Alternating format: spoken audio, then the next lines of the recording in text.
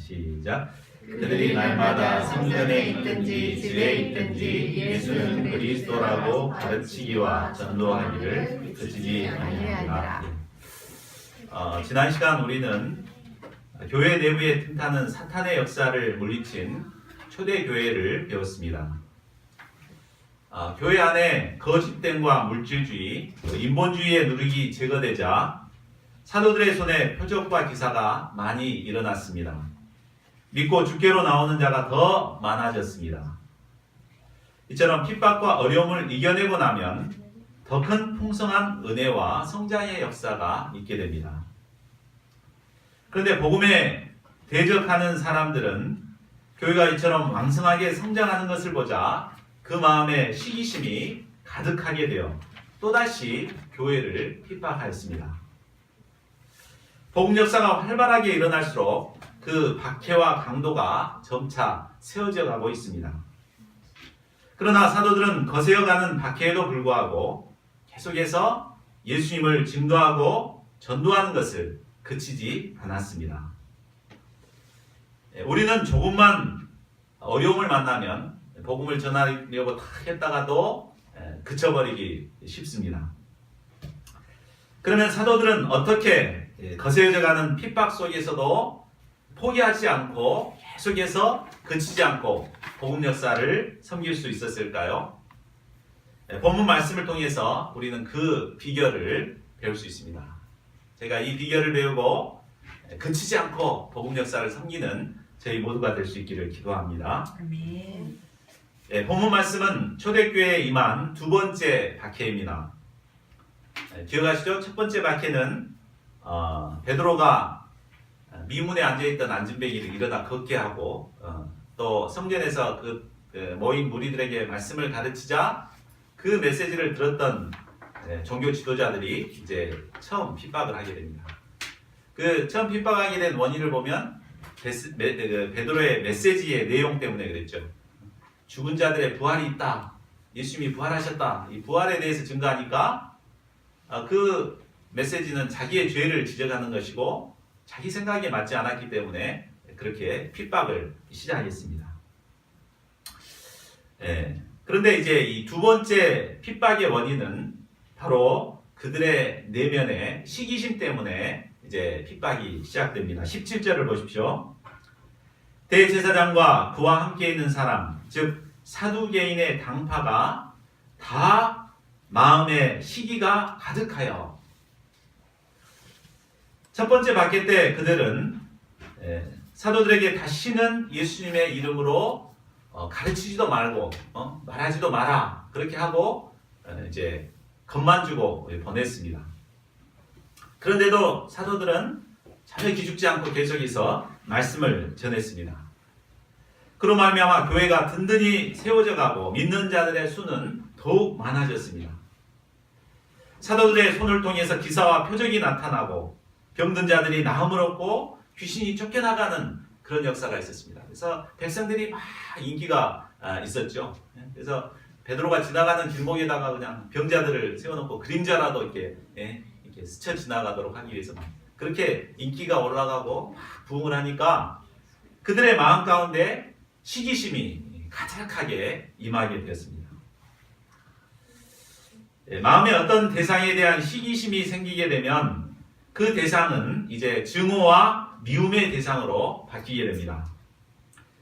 시기심이 생기면 그 사람을 봐도 뭘 해도 그 사람이 미워집니다. 자신이 드린 제사를 하나님께서는 받지 않으시고 아벨의 제사를 받으신 그 가인 있죠. 가인이 형제였지만 아벨을 시기했습니다. 그러니까 그렇게 사랑해야 될 동생을 사랑하지 못하고 결국은 돌로 쳐서 죽이는 죄를 범하게 되죠. 사람들은 마음의 시기심을 대수롭지 않게 생각합니다. 어떤 부모님들은 너는 왜 시기심이 없냐? 시기심 좀 가져라. 남들 공부 잘하는 애들 좀 시기 좀 하고 그렇게 해라. 이렇게 말하는 부모님들이 있습니다. 그런데 시기심이 생기게 되면 그렇게 열심히 본받아서 공부를 하는 게 아니고 그 대상을 미워하게 됩니다.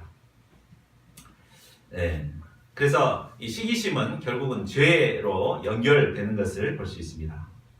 하나님의 백성들은 남이 잘 되는 것을 절대 시기해서는 안 됩니다. 형제가 잘 되면 오히려 축하해주고 격려해주고 잘했다 이렇게 정말 진심으로 축하를 해줄 수 있어야 합니다. 또한 이제 겸손한 자세로 그 사람이 왜 이렇게 잘 됐는가 본받고 배우는 겸손한 자세를 가져야 합니다. 그래야 할 때 우리는 더욱 성숙한 하나님의 사람으로 성장할 수 있는 것입니다. 자, 18절을 보십시오. 결국 마음에 시기심이 가득한 종교 지도자들은 사도들을 잡아다가 옥에 가두어 버렸습니다. 자, 옥은 어떤 곳입니까? 사람들은 사람의 자유를 억압하는 곳이 바로 옥입니다. 사람들은 그 죄인을 꼼짝하지 못하도록 하기 위해서 옥에 가두고 쇠창살로 이제 그 쇠뭉치 자물쇠로 잠가 놓습니다. 그리고 또 지키는 사람들로 하여금 꼼짝하지 못하도록 지키게 만듭니다. 이제 사도들은 옥에 가두어져 있고 또 사람들이 지키고 있기 때문에 꼼짝을 할 수가 없게 되었습니다. 이로 인해 초대교회는 큰 위기를 맞이하게 되었습니다. 그러면 이 위기의 순간에 하나님께서는 무엇을 하셨습니까? 19절을 보십시오. 하나님께서는 사자 곧 천사를 보내셨습니다. 천사가 나타난 시점이 밤이라고 한 것을 볼 때 사도들은 꽤 오랜 시간 감옥에 갇혀 있었음을 알 수 있습니다. 성령의 역사가 활활 타오르는 시점에 사도들이 이처럼 감옥에 갇혀만 있었을 때 그 마음이 얼마나 괴롭고 답답했겠습니까? 아마 그들은 차디찬 감옥 속에서 하나님의 도우심을 간절히 바라고 기도했을 것입니다. 하나님께서는 이런 그들을 내버려 두지 않으시고 천사를 보내서 도와주십니다. 우리는 복음 역사를 섬기다 보면 사방이 꽉 막힌 것 같은 이런 절망적인 상황에 처할 때가 있습니다. 이때 우리가 절망하지 않고 하나님께 도우심을 구하면 하나님께서는 때가 되면 천사를 보내서 우리를 도와주십니다. 그런데 하나님께서 옥에 갇힌 자를 도와주는 것도 다양한 방법으로 도울 수 있습니다. 그렇죠? 그 옥문에 갇히게 한 그 원수들을 그냥 샥 멸해버릴 수도 있고 그냥 조용히 왔다가 신방 와서 위로만 해주고 가실 수도 있고 이처럼 이제 옥문을 열어서 자유를 주실 수도 있습니다. 대개 사람들은 첫 번째 방법을 선호하죠. 우리가 기도하면 하나님께서 원수들을 그냥 멸해 주시고 영광을 얻도록 하기를 기대합니다. 물론 구약 성경에 보면 그렇게 역사하실 때가 있습니다. 하나님께서 원수들을 그냥 막 무찔러 버리는. 그러나 하나님께서는 그때는 특별한 경우였기 때문에 그렇게 하시지 일반적으로는 그렇게 하지 않으십니다. 만약에 그렇게 한다면 하나님은 굉장히 그냥 이기적이고 자기 중심적이고 독선적인 분이 될 수밖에 없죠. 하나님께서는 믿는 자, 하나님의 자녀도 사랑하시지만 믿지 않는 자들도 사랑하시는 사랑이 풍성하신 분이십니다. 그래서 절대 이렇게 원수를 막 함부로 멸하거나 이러지 않으시는 분이십니다. 하나님께서는 다만 기도를 들으시고 막혔던 옥문을 열어서 자유를 주시는 분이십니다. 사도들을 막고 있던 강한 철문은 천사에 의해 스르륵 열리게 되었습니다. 철동같이 지키고 있던 사람들의 눈을 가리워서 사도들이 그들 앞에 지나가도 알아보지 못하도록 역사하셨습니다. 때로 하나님께서는 사막이 꽉 막힌 감옥과 같은 상황에서도 문을 열어 나갈 길을 여시는 분이십니다. 또한 눈을 부릅뜨고 지키는 원수들의 눈을 가리게 하여서 자유롭게 드나들도록 도우시는 분이십니다. 얼마 전 저희 교회에 방문했던 이다니엘 선교사님 아시죠? 그분이 선교사로 가시기 전에 서울에 남산센터를 개척했습니다. 그 남산센터는 바로 불교 학교인 동국대를 개척하는 학교입니다. 그래서 거기를 개척하려고 이렇게 했는데 전도를 도저히 할 수가 없는데 그곳에는 그러니까 기독교 동아리가 활동을 할 수가 없고 이렇게 전도를 했다 그러면은 어디서 모르게 그냥 깜깜머리 중들이 와가지고 당장에 잡아서 쫓아내는 그런 환경이었어요. 그런 환경에서 복음을 전하려고 하니까 할 수가 없는 거 아닙니까? 그래서 이제 간절히 그것을 위해서 기도했을 때 하나님께서 길을 여셔가지고 이제 수업을 받는 학생으로서 거기에 당당하게 가서 이제 드나들 수 있게 하시고 또 드나드는데 중들의 눈을 가리워서 조용히 전도해도 모르게 이렇게 하시고 그렇게 해가지고 그런 가운데서도 그런 어려운 환경 가운데서도 제자 양성을 이루고 정말 아름다운 성전도 건축하고 그런 역사가 있었습니다.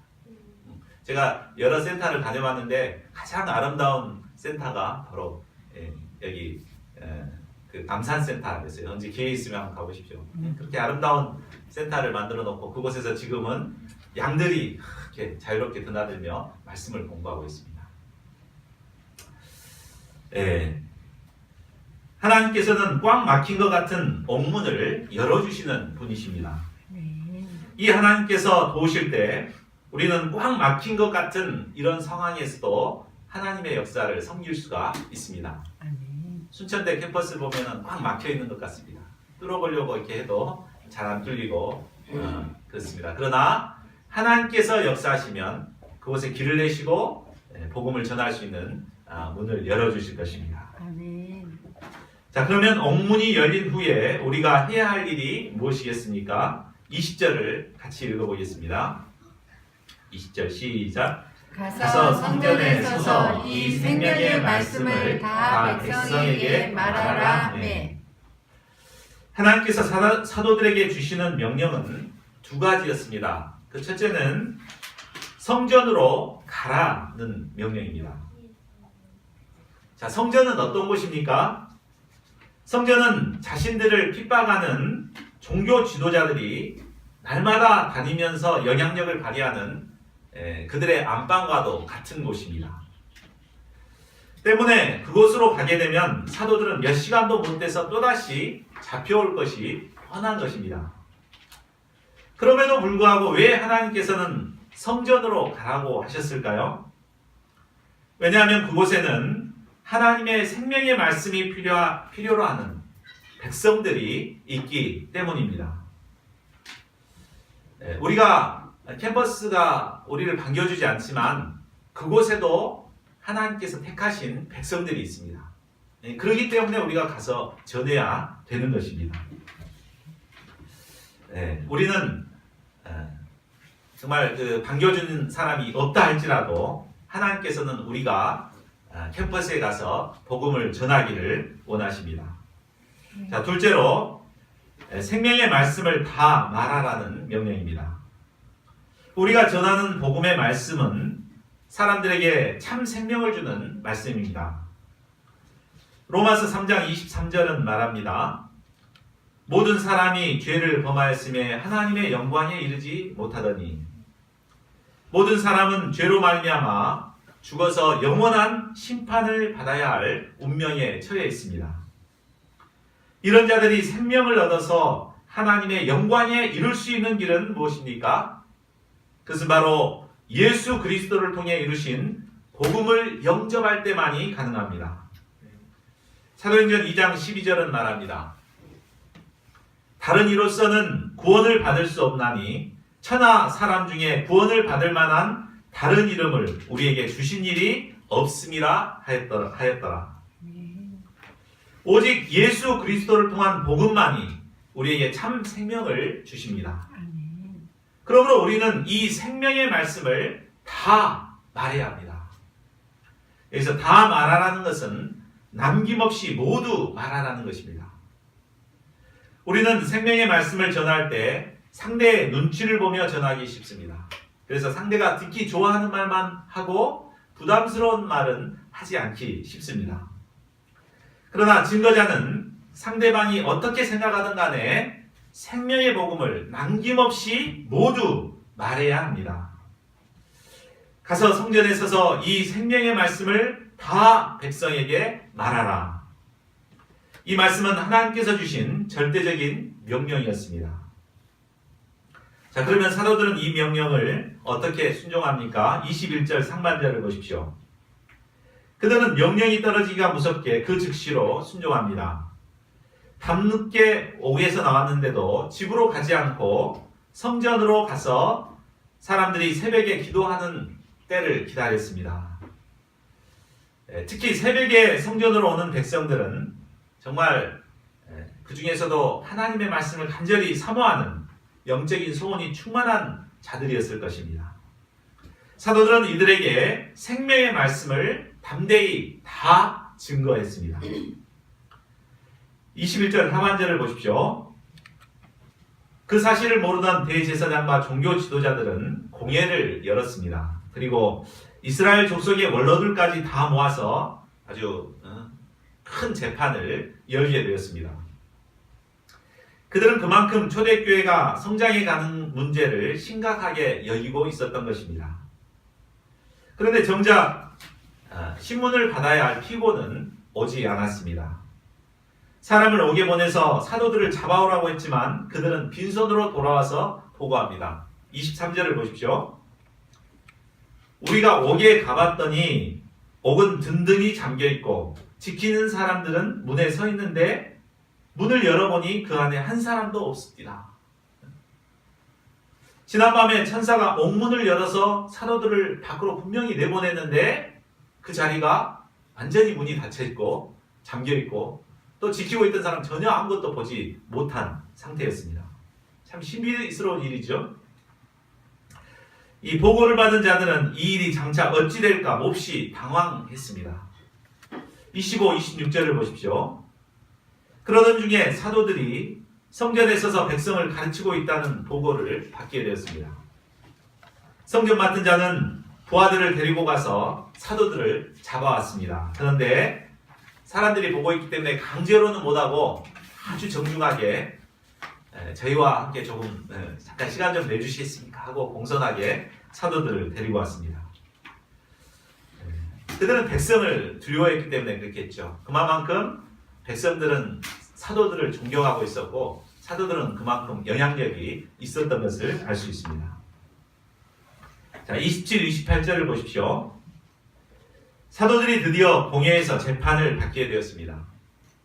대제사장은 사도를 신문합니다. 우리가 이 이름으로 사람을 가르치지 말라고 언금하였으되 너희가 너희 가르침을 예루살렘에게 가득하게 하니 이 사람의 피를 우리에게 돌리고자 함이로다.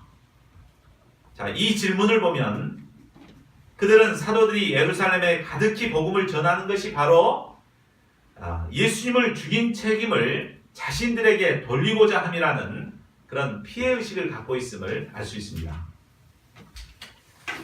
사도들은 오직 하나님의 명령에 순종해서 생명의 말씀을 전할 뿐이었습니다. 그렇죠? 뭐 종교 지도자를 미워해서 막 일부러 그들을 막 몰아가 막 코너로 몰기 위해서 이렇게 한 게 아니죠. 그런데도 자신들은 어떻게 느끼고 있어요? 사도들이 자신들에게 보복하기 위해서 저러고 있다. 이런 피해의식을 갖고 있었습니다. 자, 이것을 보면 시기심에 사로잡힌 사람들은 상대방의 모든 행동을 좋게 보지 못하는 것을 알 수 있습니다. 그래서 비꼬아서 봐요. 막 그냥 자기 나름대로 이렇게 열심히 하는데 꼭 나에게 상처 주기 위해서 저런다. 이렇게 생각하고 오해를 하게 됩니다. 그리고 결국 그 사람에 대해 적개심을 가지게 되고 이유 없이 그 사람을 핍박하게 되는 것입니다. 자, 그러면 이에 대한 사도들의 대답이 무엇입니까? 우리 29절을 함께 읽어보겠습니다. 시작. 베드로와 사도들이 대답하여 이르되 사람보다 하나님께 순종하는 것이 마땅하니. 먼저 사도들은 공회의 명령에도 불구하고 복음을 증거할 수밖에 없었던 이유를 설명하고 있습니다. 그것은 사람보다 하나님께 순종하는 것이 마땅하지라 라고 말합니다. 사도들이 법과 같은 공회의 금지 명령을 어길 수밖에 없었던 것은 바로 하나님의 명령에 순종하기 위함이었습니다. 하나님의 백성들은 사람의 말보다는 하나님의 말씀에 순종해야 합니다. 때로 우리는 선배나 가족들 그리고 부모님들로부터 하나님의 말씀과 상반된 말을 들을 때가 있습니다. 어렸을 때 제가 다녔던 그 교회 목사님이 제가 UBF에서 훈련받는다는 말을 듣고 저한테 이런 고민을 했습니다. UBF가 참 좋긴 좋은데 훈련이 너무 세다. UBF에서 그렇게 훈련받기 힘들게 신앙생활하지 말고 평범하게 교회 가서 이렇게 신앙생활해라 이렇게 고민을 하더라고요. 자, 저는 이 소리를 듣고 깜짝 놀랐습니다. 어떻게 목사님이 저런 얘기를 하시는가. 자, 너무 열심히 신앙생활하지 말고 적당히 신앙생활해라. 참 이런 소리는 우리 주변에서 많이 듣습니다. 선배들이 그렇게 말하기도 하고 듣죠. 자, 그렇다면 우리가 이 말을 들어야 됩니까? 하나님의 말을 들어야 됩니까? 하나님께서는 부지런하여 게으르지 말고 열심을 품고 주를 섬기라고 성경에서 말하고 있습니다. 자, 이 하나님의 말을 들어야 됩니까? 이런 사람들의 말을, 이모지 사람들의 말을 들어야 합니까? 그것은 뭐 두말할 필요도 없죠. 우리 하나님의 사람들은 하나님의 말씀을 따라 순종하는 것이 마땅한 것입니다.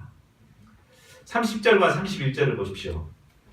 사도들은 계속해서 그들에게 생명의 말씀을 증거합니다. 너희가 나무에 달아 죽인 예수를 우리 조상의 하나님이 살리시고 이스라엘에게 회개함과 죄사함을 주시려고 그를 오른손으로 높이사 임금과 구주로 삼으셨느니라.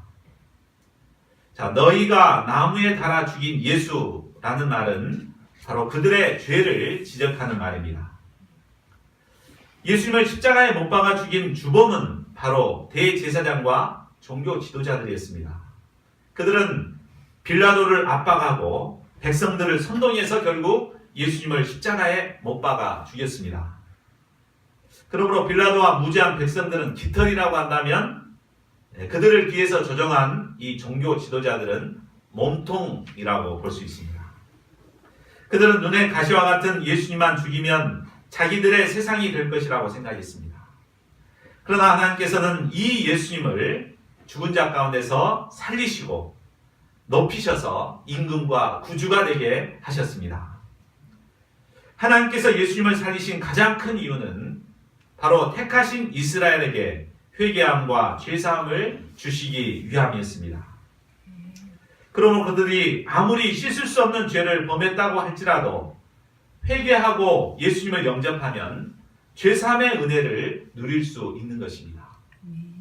자, 이 말씀은 바로 종교 지도자들에게 있어서 생명의 말씀이었습니다. 베드로는 자기가 고소받는 이런 상황에서도 종교 지도자들 향해서 생명의 말씀을 다 전한 것입니다. 자, 32절을 보십시오. 우리는 이 일의 증인이요 하나님이 자기에게 순종하는 사람들에게 주신 성령도 그러하니라. 사도들은 예수님의 십자가와 부활을 직접 목격한 자들이요 하나님께로부터 생명의 복음을 증거하라는 사명을 받은 증인들입니다. 또한 성령께서 하시는 일도 역시 예수님의 복음을 증거하는 증인의 사명입니다. 그러나 이 사명은 사도들만 받는 사명이 아닙니다. 예수님을 믿는 모든 자에게 주시는 사명인 것입니다. 우리 역시 생명의 복음을 증거해야 할 증인의 사명을 가진 자들입니다. 예수님의 복음을 영접하고 구원을 얻은 자라면 어떤 위협과 어려움이 있다 할지라도 생명의 복음을 증거하는 증인의 삶을 살아야 합니다. 자, 그러면 생명의 말씀을 들은 종교 지도자들의 반응이 어떠합니까? 33절을 보십시오. 그들은 회개하고 죄사함을 얻을 수 있는 기회가 주어졌지만 영접하지 않았습니다. 오히려 크게 노하여 사도들을 없애고자 했습니다. 시기심에 사로잡혀 있는 자들은 귀가 막혀서 생명의 말씀을 듣고도 듣지를 못합니다. 오히려 자신에게 생명의 말씀을 준 사도들을 더욱 핍박하여 죽이고자 합니다. 자, 그러나 34절을 보십시오. 하나님께서는 바리새인 중에 가마리엘이라고 하는 율법 교사를 통해서 사도들의 생명을 보호해 주십니다. 바리새인 가말리엘은 당대 최고의 율법학자로서 모든 백성에게 존경을 받은 자였습니다. 사도 바울도 바로 이 가말리엘에게 율법을 배웠습니다. 그는 예수님을 믿지는 않았지만 고매한 인격을 소유한 자였습니다. 그는 공회 중에 일어나서 사도들을 잠깐 밖으로 나가게 하고 이 일을 아주 신중하게 순리대로 처리하도록 공회 의원들한테 말합니다. 그리고 과거 드다와 갈릴리 유다 사건을 예로 들어서 결국 이 사상과 소행이 사람에게로 났으면 가만히 놔둬도 무너지게 될 것이고, 만일 하나님께로부터 났다면 그들을 무너뜨릴 수가 없고 도리어 하나님을 대적하는 것이 되는 것이다 라고 말했습니다. 참 지혜로운 말을 한 것입니다. 자, 예수님을 믿지 않는 사람들 중에도 이처럼 지혜롭고 고매한 성품을 가진 자들이 많습니다. 그러니까 우리가 소망이 되는 거죠. 하나님께서는 때로 이런 자들을 쓰셔서 하나님의 사람들을 지키고 보호하십니다. 자, 40절을 보십시오. 종교 지도자들은 가말리엘의 말을 옳게 여겼습니다. 그래서 사도들을 불러들여 채찍질을 한 후에 다시는 예수님의 이름으로 말하지 말도록 금하고 놓아주었습니다. 물론 이 채찍은 예수님에게 가해졌던 채찍과는 조금 다를 것입니다. 로마 군병이 예수님을 때렸죠. 그렇기 때문에 그곳에는 막 뼈 조각이 이렇게 붙어 있어가지고 살점을 이렇게 떼내는 것이지만 이건 아마 가죽 채찍이었을 것 같습니다. 그러나 가죽끈의 채찍이었다 하더라도 정말 참기 어려운 고통이었을 것입니다. 우리는 선한 일을 하고도 욕을 먹는다거나 이런 어려움을 당하게 되면 몹시 힘들어집니다. 내가 하는 일에 회의가 들기도 하고 심지어 하나님이 과연 살아계신가 하는 불신에 시달리기도 합니다. 시커먼 얼굴을 하고 불평과 원망을 늘어놓습니다. 그러나 사도들은 어떻게 합니까? 41절을 보십시오. 사도들이 그 이름을 위하여 능욕받는 일에 합당한 자로 여기심을 기뻐하면서 공회 앞을 떠나니라. 사도들은 채찍에 맞는 고난을 당했지만 결코 슬퍼하거나 힘들어하지 않았습니다. 채찍은 예수님께서 십자가에 달리시기 전 로마 군병들에게 맞은 고난입니다. 그런데 사도들이 예수님의 십자가의 고난에 작게라도 참여하게 된 은혜를 누리게 된 것입니다. 이에 사도들은 그 이름을 위하여 능욕받는 일에 합당한 자로 여기심을 기뻐하며 하나님을 찬양했습니다. 자, 결론을 맺겠습니다. 우리 결론적으로 42절을 함께 읽겠습니다. 시작. 그들이 날마다 성전에 있든지 집에 있든지 예수는 그리스도라고 가르치기와 전도하기를 그치지 아니하니라. 종교 지도자들의 시기심으로 인해 초대교회에 두 번째 박해가 있었습니다. 사도들을 옥에 가두고 죽이려고 하고 또 채찍질했습니다. 그리고 예수님의 이름으로 말하는 것을 금지했습니다. 그럼에도 그들은 날마다 예수 그리스도를 가르치고 전도하기를 그치지 않았습니다. 우리는 복음을 전하다가 조금만 어려움을 만나도 금방 그치기를 잘합니다. 저는 봄학기 진로 상담실을 통해 캠퍼스를 공략하려고 도전했다가 그것이 여의치 않으니까 지금은 그쳐버렸습니다. 연금영 목사님은 큰맘 먹고 캠퍼스에 전도하러 나가서 저와 함께 전도하다가 많은 학생들의 거절을 당해서 마음에 상처를 받고 그 다음에 전도하기를 그쳐버렸습니다. 우리는 이처럼 조금만 어려워도 그치기를 잘합니다. 그런데 사도들은 어떻게 핍박과 박해에도 불구하고 복음 전하는 것을 그치지 않을 수 있었을까요? 그 비결이 무엇이겠습니까? 오늘 말씀을 통해서 볼 때 그 비결을 세 가지로 요약해서 살펴볼 수가 있습니다. 첫째는 사람의 말보다 하나님께 순종했기 때문입니다. 우리 29절을 다시 보십시오. 사도들은 당시 최고의 권력기관인 사내들인 공예의 금지 명령에도 불구하고 그들의 안방과도 같은 성전에서 서서 생명의 말씀을 다 증거했습니다. 그 이유는 바로 성전에 가서 생명의 말씀을 다 백성에게 말하라 하는 하나님께서 천사를 통해 주신 그 명령에 순종했기 때문입니다. 사도들은 공예의 말보다 하나님의 말씀에 순종하고자 했기 때문에 위협과 핍박에도 불구하고 그치지 않고 복음을 전할 수가 있었습니다.